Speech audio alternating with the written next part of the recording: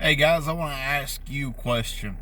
How important is trigger pull to you? Doesn't really matter if you're a once a week, once a month, once a year shooter.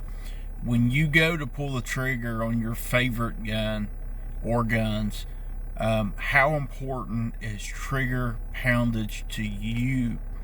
Uh, when I think about trigger poundage, uh, I got a I got a video that I need to finish editing on the Mossberg Patriot 7mm PRC, and I actually struggled with that trigger. I about lost my trigger finger years ago in a work accident, and a lot of people talk about shooting 2.5, 3 pound trigger. I can't hardly feel that. I've got to have about 4 pounds to really be able to feel that trigger well enough to really get a good hold of the trigger, a good squeeze on it. But I got a message from a guy that I done a video on the Savage Stevens 334 about adjusting that trigger.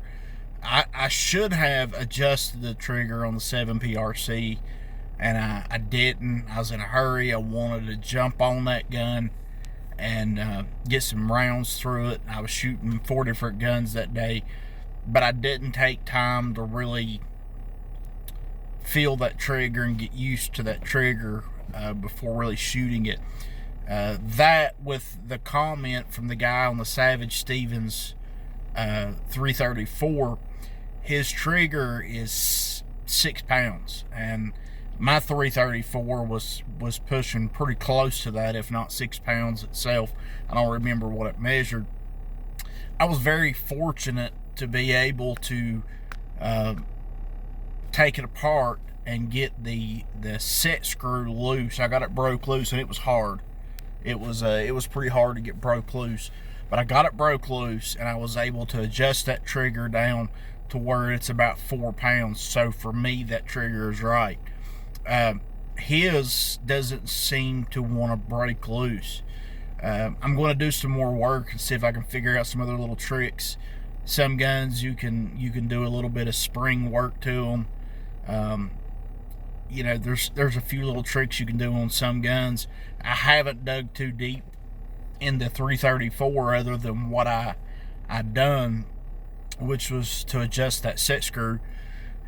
How important is that to you? Do you take time to really learn each trigger that you shoot? There's a lot of ways that you can do that. Some people don't like to dry fire guns. Some people, if they're reloaders, they'll take a spent casing, they'll resize it to factory specs and just use it for like a snap cap. Some people will buy the plastic inserts that will chamber in, and they're just for practicing. Me, I most of the time I will dry fire twice to just kind of get a feel for the trigger. Sometimes 3 times, but most of the time just a couple. I didn't do that on that 7PRC. But I'm curious to you guys, 2 questions. One, how important is it to adjust the poundage on your triggers?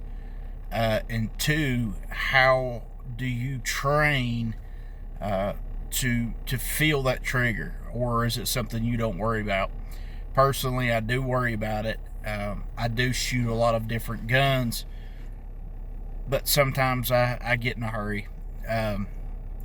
Anyways, just wanted to touch base with you guys. I'm pushing 100 subscribers, and I didn't think I could do that. So thank you guys for helping me get there. I'm getting there slowly but surely. I hope you enjoy the content, and please be sure to comment, talk to me.